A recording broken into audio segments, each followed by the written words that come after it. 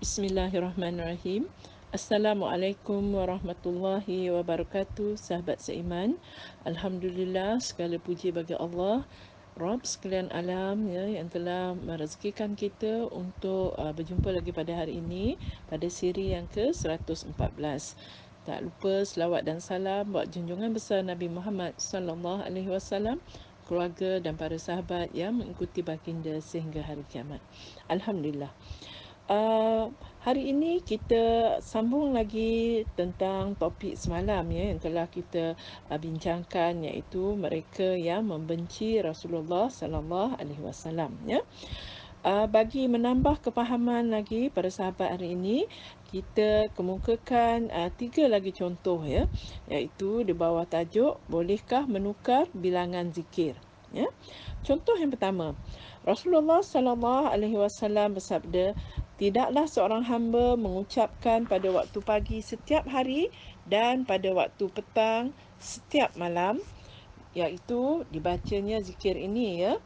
Bismillahillazi la yadurru ma'asmihi syai'un fil ard wala fis sama'i wa huwas samiul alim, ya, iaitu dengan nama Allah yang dengan namanya tidak ada suatu jua yang boleh mendatangkan kemudaratan ataupun bahaya di bumi dan tidak juga di langit, dan dialah yang maha mendengar lagi maha mengetahui. Ya, kita baca sebanyak 3 kali, ianya tidak akan mendatangkan apa-apa kemudaratan kepada kita, ya. Ini adalah hadis yang dikeluarkan oleh At-Tirmizi dalam sunannya, dan beliau berkata hadis ini darjatnya adalah hasan sahih gharib, ya, dan ianya dinilai hasan oleh Al-Albani dalam Sahih Sunan At-Tirmizi, ya, iaitu dalam bab doa apabila masuk waktu pagi dan apabila masuk waktu petang, ya. Sedikit tambahan dari saya lah, ya, yang mana elok untuk kita mengamalkan zikir ini yang terkandung dalam zikir pagi dan zikir petang, ya. Jangan kita mengambil zikir-zikir yang tidak ada contohnya daripada Rasulullah sallallahu alaihi wasallam, ya, sebagaimana kadang tu selalu kita lihat dalam WhatsApp, hari Isnin contohnya akan ada yang share zikir hari Isnin, ya, yang itu zikir yang khusus, yang dengan bilangan yang tertentu yang disarankan untuk kita membaca pada hari Isnin, dan dikatakan zikir hari Isnin begitu. Kemudian esokkannya tu hari Selasa akan datang lagi sharing doa-doa yang dikatakan zikir hari Selasa, sekian bacaannya dan sekian bilangannya. Begitulah juga zikir hari Rabu, ya, sampai 7 hari dalam seminggu tu, ya. Sebenarnya zikir-zikir harian yang sebegini yang telah saya teliti, ianya memang tidak sahih datang daripada Rasulullah sallallahu alaihi wasallam, ya. Oleh itu sahabatku seiman, cukuplah ambil dan beramal dengan zikir-zikir yang sahih dari Nabi sahaja. Semoga dengan itu, ya, amalan zikir kita diterima Allah apabila kita memenuhi 2 syarat amalan diterima, iaitu ikhlas kerana Allah dan ittiba, mencontohi Rasulullah sallallahu alaihi wasallam, ya. Jadi apabila kita membaca zikir dengan ada panduan contoh daripada Rasulullah sallallahu alaihi wasallam, yang pertama-tama ia memberi ketenangan pada hati kita, kerana insya-Allah kita yakin dan percaya amalan kita diterima oleh Allah Azza wa Jalla apabila kita memenuhi 2 syarat utama amalan diterima, ya. Jadi dalam hadis tersebut itu Rasulullah mengajar cara zikir itu dibaca 3 kali pada waktu pagi dan 3 kali pada waktu petang. Jika seseorang itu menambah bilangan zikir menjadi 3 kali selepas setiap solat fardu, ataupun 11 kali pada waktu pagi ataupun 11 kali pada waktu petang, ia adalah bid'ah kerana ia merupakan sesuatu yang baru berbanding tunjuk ajar daripada Rasulullah sallallahu alaihi wasallam, ya. Ini adalah bid'ah sekalipun orang itu melakukan penambahan dengan niat baik seperti menginginkan perlindungan tambahan, ya. Contohnya bila zikir ini Nabi menyuruh kita membacanya 3 kali di waktu pagi dan 3 kali di waktu petang. Seandainya kita jadikan itu setiap kali lepas solat fardu 5 kali, nak baca 5 kali selepas solat fardu, dan kita menjadikan ia masuk menjadi sebahagian daripada zikir-zikir setelah solat fardu. Ya, dengan alasan mendapat lebih banyak lagi perlindungan daripada Allah Ta'ala. Ataupun apabila Nabi menyarankan membaca 3 kali, kita baca 11 kali ataupun 100 kali sekalipun. Ya. Jadi sebenarnya ketika kitab ini ditulis oleh ustaz, ya, Malaysia sedang diserang oleh COVID-19, ya, COVID-19 ni lah, ya, semua orang pun tahu. Maka ada yang membaca zikir ini dalam kuantiti yang lebih banyak kerana inginkan perlindungan yang lebih daripada Allah Subhanahu Wa Taala.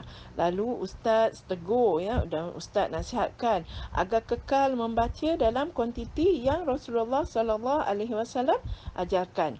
Ya, jadi kalau Rasulullah ajar kita baca 3 kali, maknanya 3 kali itu sudah mencukupi, ya.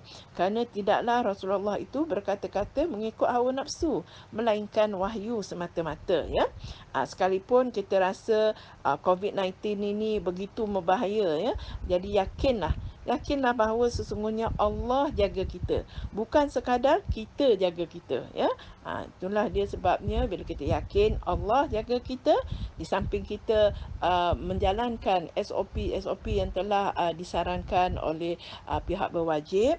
Kerana itulah alhamdulillah sampai sekarang, ya, kita telah pun berada pada tahap pemulihan, ya, dan semoga Allah akan segera mengangkat musibah ini, ya. Jadi bid'ah ini pada hakikatnya adalah satu bentuk kebencian terhadap sunnah Rasulullah sallallahu alaihi wasallam, dan sesungguhnya sesiapa yang membenci kamu wahai Muhammad, dia terputus daripada kebaikan dunia dan akhirat, ya. Ini sebagaimana yang telah kita bahaskan dalam topik semalam, ya. Okey, sekarang kita lihat pula contoh yang kedua.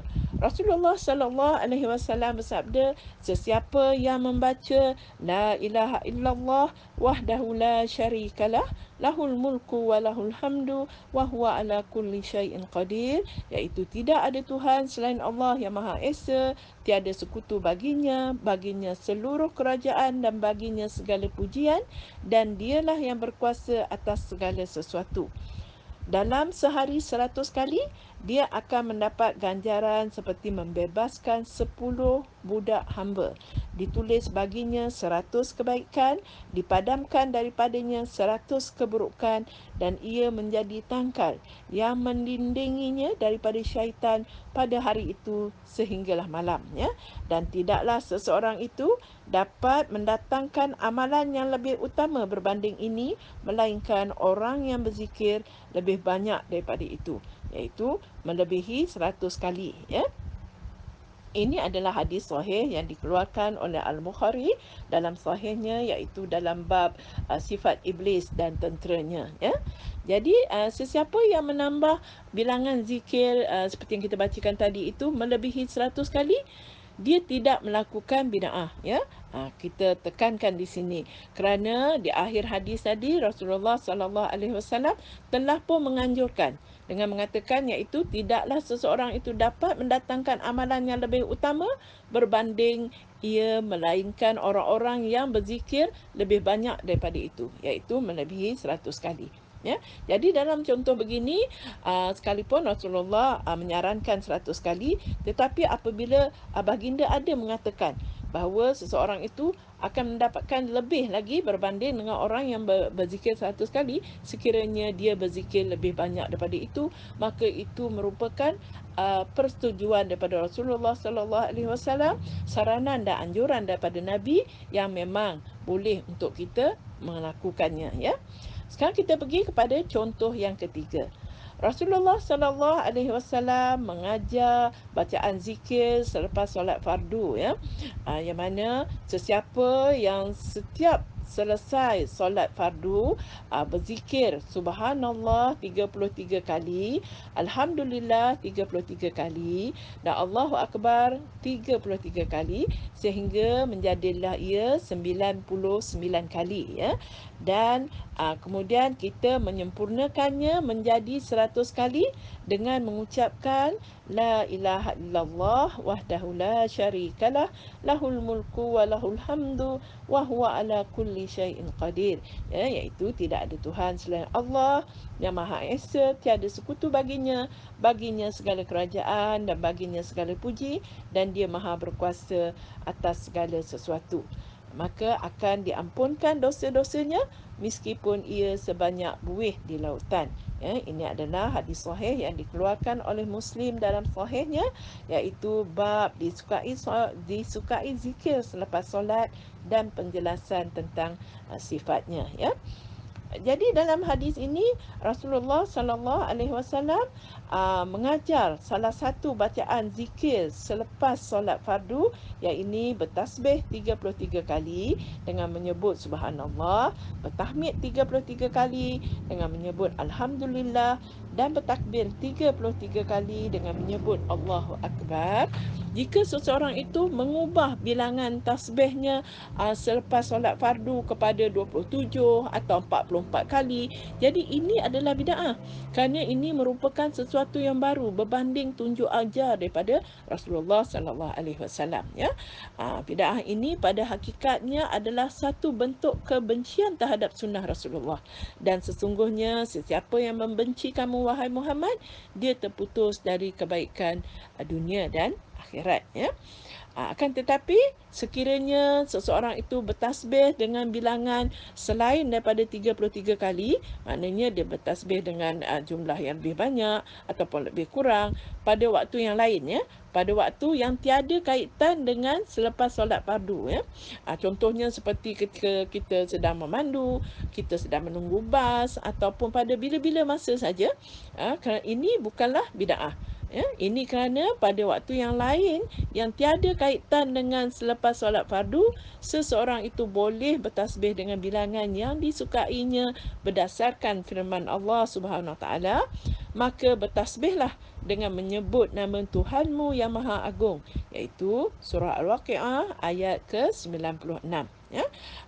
Demikian jugalah dengan bilangan tahmid dan takbir. Boleh saja kita baca dengan bilangan yang kita sukai pada waktu-waktu yang lain yang tiada kaitan dengan selepas solat fardu, ya. Alhamdulillah, hari ini selesai kita dengan tajuk iaitu mereka yang membenci Rasulullah sallallahu alaihi wasallam, ya. Jadi hati-hatilah sahabatku seiman, jangan terlalu ghulu, iaitu berlebih-lebihan atau melampaui batas dalam beramal ibadat kerana ianya dilarang oleh baginda Rasul, ya. Justru kita bukannya memperolehi pahala yang banyak jika kita menyelisihi sunnah ni, ya, dengan berbuat bid'ah, malah bimbang kita tergolong dalam golongan orang-orang yang membenci Rasulullah sallallahu alaihi wasallam, sama ada kita menyedarinya ataupun tidak, ya. Jadi untuk segmen mencari tahu pada hari ini, iaitu lakukanlah wirid sebagaimana yang telah ditetapkan oleh Rasulullah sallallahu alaihi wasallam ataupun iktibar Rasul, ya. Untuk ibadah khusus seperti zikir, selawat, solat, tasbih, tahlil, tahmid, takbir dan lain-lain tidak boleh dibuat sesuka hati atau dengan mereka-reka cara yang baru, ya. Wirid mestilah ada sumbernya daripada Rasulullah sallallahu alaihi wasallam. Malahan kita bukan saja mesti mengikuti bentuk bacaan wirid-wirid tersebut, tetapi juga mestilah mengikuti kaifiat, ya, ataupun cara ataupun bilangan atau masa yang telah ditetapkan oleh Rasulullah sallallahu alaihi wasallam. Semoga bermanfaat. Saya sudahi dengan subhanakallahumma wa bihamdika asyhadu an la ilaha illa anta astaghfiruka wa atubu ilaik.